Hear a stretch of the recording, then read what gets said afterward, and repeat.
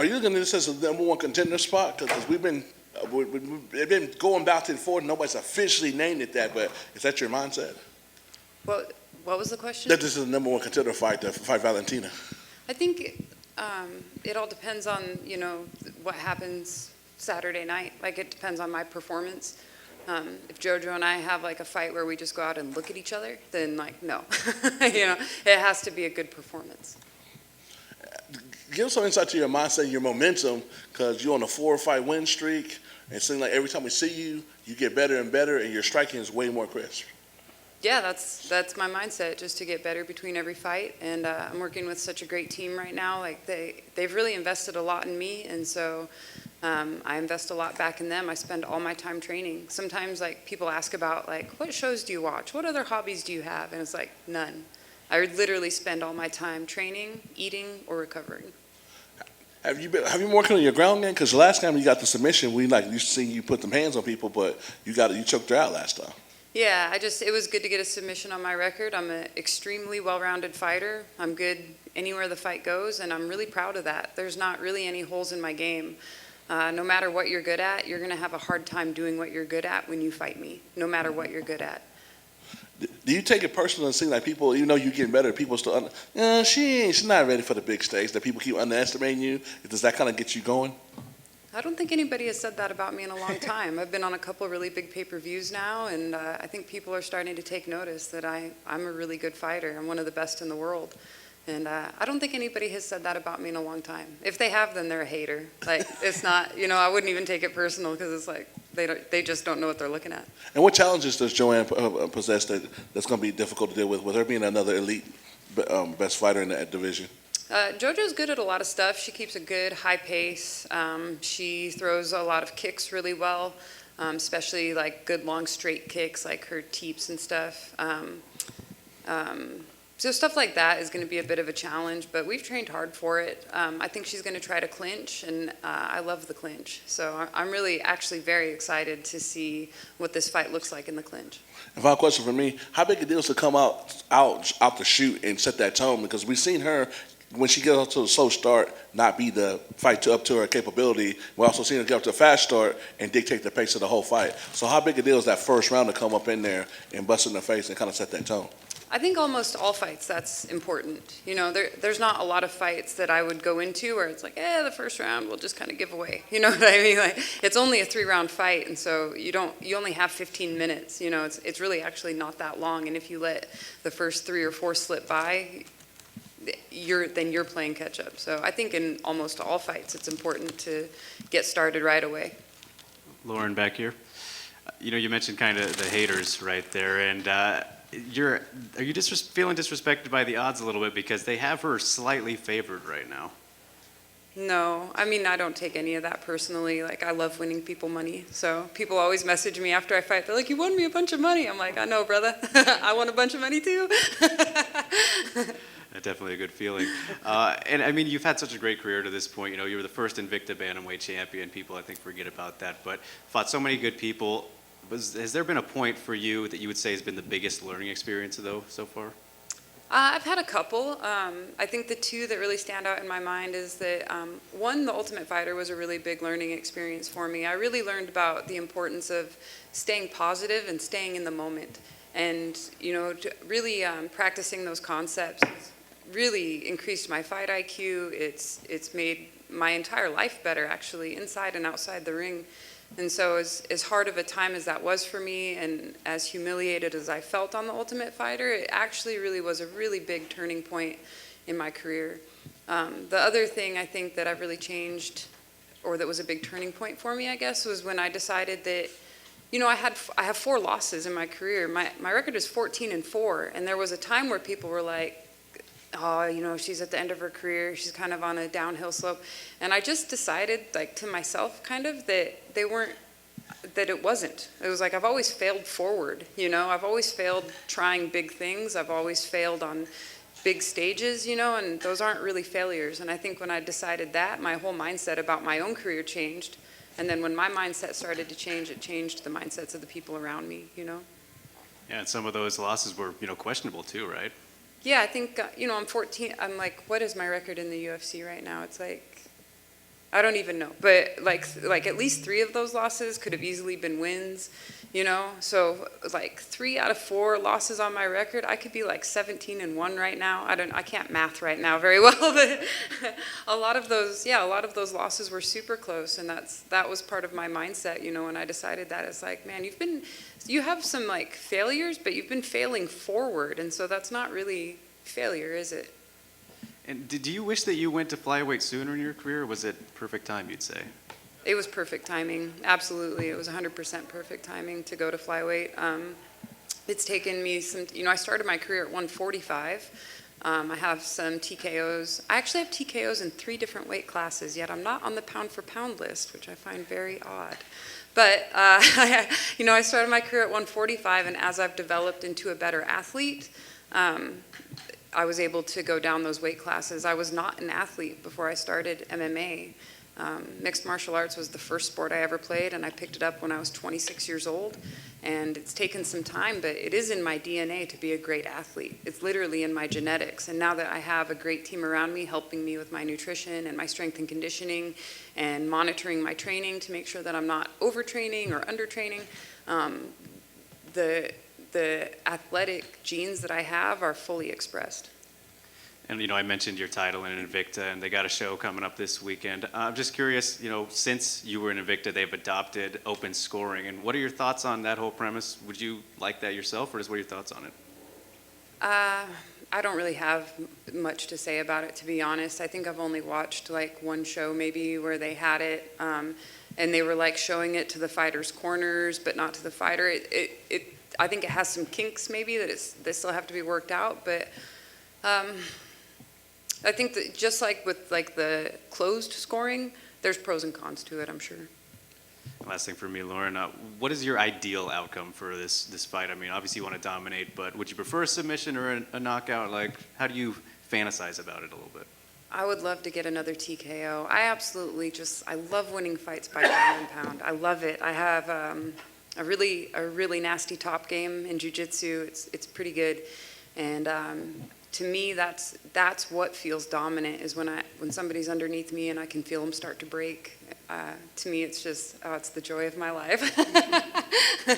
Best of luck, Lauren. Thank you. Thank you. Lauren, I know you said that you liked the matchup, but I know you were thinking title shot as well, right? So when it wasn't a title shot, when it was this, was there any initial like upset or frustration at all? No, because I knew that like the fight when it was booked with Cynthia could have been a #1 contender fight. I thought that was a great matchup. But then I knew when it was like when Lilia had to take the fight on short notice, I was like, you know, I kind of knew that it wasn't going to be title aspirations. I mean, it's hard to justify a title shot when you fight somebody on short notice like that, you know. And to be honest with you, I'm glad, because it would be hard for me to go in and fight Valentina and feel confident about that coming off of a win over, you know, a newcomer. She's probably a strawweight. And so really for my own benefit, I have to fight somebody tough. And I'm happy to fight a striker, you know, going in, because it's like I have to be able to pass these tests to get to the next level. So I don't think my head would be in a very good space at all if I was walking into a title fight right now. And I love my job. I love to fight.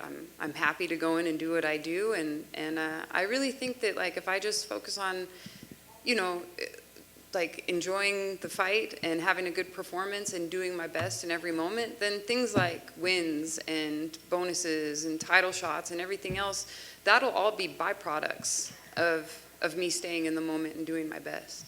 I guess with all that said, do you feel like this is a #1 contender fight? I mean, are you saying you can't focus on that, but on paper, it sure looks like you win here. There's not a lot of other names, you know, to match up with.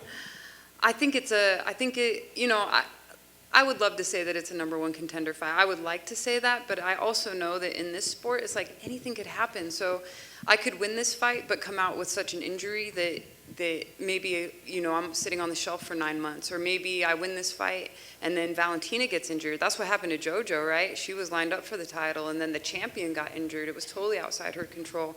And to be honest with you guys, we haven't even passed all the COVID tests yet. So it's like we have like 9 people that have to all pass their COVID test before JoJo and I can even get in the cage. So it is hard for me to say like, oh yes, this is going to happen, and when I do this, this is next, because I learned years ago, man, you just can't do that in MMA. Fair enough. What's the story of this Joanne Calderwood lookalike that you're training with? Did you seek somebody out to like look exactly like Joanne Calderwood? She's a ringer, right? Yeah, she looks just like her. No, that's a woman that goes to our gym. She goes to Main Street, and she's super, super sweet, really kind. And I've seen her there since I started training at Main Street, and I've always thought, like, man, she looks just like JoJo Calderwood. Like, when I first saw her, I had to do a double take, you know? And so when this matchup came around, the whole camp, I was like, we have to get a picture with her. Like, we have to do this. And then luckily, the last day that I was at the gym, she was there, and even the side of her head was shaved and stuff. And so, yeah, it came out pretty cool. It worked out just perfect. I thought it was a Photoshop. I was like, I thought it was actually Joanne. Dean Thomas wrote to me, and he was like, I'm confused. I said, we're trying to get the closest look possible. That's fantastic. Last thing for me, I guess, what's the goal here? Like you said, I mean, you want to win. You want to go out there. You want to get a TKO. But I mean, do you feel like you've got to send a message? Because I feel like you have been battling for respect. You know, that sometimes you don't get the respect you deserve. So do you feel like you got to go out there and do something like spectacular, dominant, or is it just let's get a win and see where we go next? I don't know, man. I feel like I can't control what people think of me. You know, I've never been able to. One of my coaches used to tell me I was the Rodney Dangerfield of women's MMA. You just can't get no respect. And it was like, when I was in Invicta, man, I was winning. I won, you know, I fought Caitlin Young on short notice. Nobody thought I had a chance. I fought Sarah D'Alelio. Nobody thought I had a chance. I fought Miriam Nakamoto. Nobody thought I had a chance. And even after those fights, I still wasn't getting a lot of respect. So it's like, I don't know, I can't really focus on it because I can't control. People are going to think what they're going to think. Sometimes on Twitter, people will say stuff about me, and like they're not even talking about the right fighter. You know, they'll have like a picture of somebody and they'll think it's me. It's like, that's not even me. So I think people are going to have their ideas about me, and it's none of my business. Lauren, right here. Jim Grieshaber, MMA Weekly. To share this journey with Max, you've talked about this before with your son. Yeah. There was a time when you wouldn't let him watch you fight, but you started in the sport because of him. So as you win and as you keep moving up, I mean, what a great way to show your son how to win in life. Can you just talk about that journey and how that is for you as a mom with him? Yeah, I think I said it like I think I said it last year, but I just don't know if I could have been a better example to him doing anything else, because he's gotten to watch me go through some really hard times. When Max was a kid, he had a rough childhood, and I wasn't in a great spot, and he kind of witnessed all that, and then he saw me, you know, start doing this thing, which it seems very violent, and it seems kind of strange, but he saw me work really hard towards, you know, goals that I set for myself. He saw me achieve some of those goals, fall down sometimes, fall flat on my face, pick myself back up, try again, you know, and how could you be a better example to your kid than to do something like that, you know? Now that he's older, he'll be 20 this month. Now that he's older, he understands that. He didn't really when he was a kid, you know, and of course, like, I would never want him to watch something bad happen to me. You can never predict what's going to happen in a fight. But now he can see that and he can respect that, because it's like, man, my mom really tried hard to make something happen, and she worked at it a really long time, and she kept persevering even when things didn't go her way, and you know, now she's in a really good spot, and I think it's possible for him no matter what he wants to do in his life. And we actually have a really close relationship now, and yeah, I'm proud to make him proud. What about for anyone out there who, I mean, you started 26 in this sport. It's crazy to think of the level that you've reached, because that doesn't happen every day, but it is proof for anyone out there that may think it's too late, or, you know, they missed the boat, or that ship has sailed, whatever you want to say. It never is. Yeah, anything's possible. I mean, I walked into a gym, I smoked a pack of cigarettes a day, I was pretty heavy into pills, I drank a lot, and I walked into a jiu-jitsu gym one day and it changed my life. And I don't know, I say this a lot, but literally every good thing that I have in my life is because of jiu-jitsu. And that, I think it's available to anybody, but I made a lot of sacrifices for it too, and I made a lot of tough decisions, and I've taken some heat, you know. It was a little hard, it was hard to hold my head up sometimes, but I came out the other side of it stronger, and that is all because of my experience in this sport. It was difficult, man. I walked into the gym, I was 26, with no athletic experience, and 4 years later I was in the UFC fighting Olympians and title contenders and women that had been athletes their entire life. So there were some times that I stumbled and fell flat on my face, but like I said, man, it's failing forward. It's failing, daring greatly. So they're not really failures when you think about it like that. And I do think that is available to anybody in anything that they want to do. Thank you. Hey, Lauren, locally based fighter fighting in a big pay-per-view here locally, what does that mean to you? Well, I actually moved to Texas a couple years ago. To 2019, we moved out to Texas. But it's really cool to be here in Phoenix, man. A lot of my old teammates are out here. A lot of good friends are out here. We've had guys like Sean O'Malley, Tanquino Mendez, some girls that are on the fight team at the lab, and they've all offered to help. Like, anything you need, let us know. It feels good because in a way, it does feel like home. I lived here for 5 years. We know where all the good spots are to eat. I've been to fights in the Gila River Arena before. Our house was like a mile from the arena that we're going to fight in. So I know that area, and it feels good to be back in Phoenix, and it's been really fun making good memories here. Oh, last one, just for fans, for people who've never experienced something like this, what can they look forward to? What about and even the hardcore UFC fans who are coming to this event? What's the spectacle like? For the show or for the fight? Everything. Everything. Well, the UFC puts on the greatest show. They really do. Their production value is unmatched. And so even people that, have never been to a UFC, if you come to one live, it is an experience all on its own. Man, you don't even have to know any of the fighters, but I promise you that you will be into it, within the first couple fights. So the UFC does put on one of the greatest shows, on earth as far as I'm concerned. But the fight with JoJo is going to be violent. I think it's going to be high-paced. It's going to encompass a lot of different aspects of the fight game. There's going to be a lot of clinch work. There's going to be some groundwork. There's going to be boxing and kickboxing. It's not going to be a boring fight, and it's probably going to be pretty bloody. That's what I think. One way or the other, somebody's going to be bleeding. So I think it's going to be an outstanding fight. Thank you. Mm-hmm.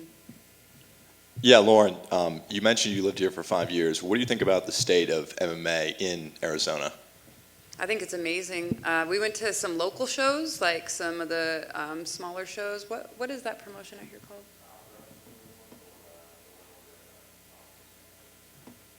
Yeah, anyway, there's some local promotions out here that are bringing up-and-coming fighters, and I loved going to those shows because it's like you never know who you're going to see fighting like their second or third fight, and then 3 years later, they're in the UFC, and you're like, oh my God, that guy's going to be a superstar. But look at the fighters that are out here right now. Henry Cejudo, Sean O'Malley, Kyler Phillips, Mario Bautista. Benson Henderson, his wife is fighting now. Maria Henderson, y'all keep your eyes out for her because she's good. Yeah, there's a lot of great fighters out here. Phoenix is a hotbed for fighting, for sure.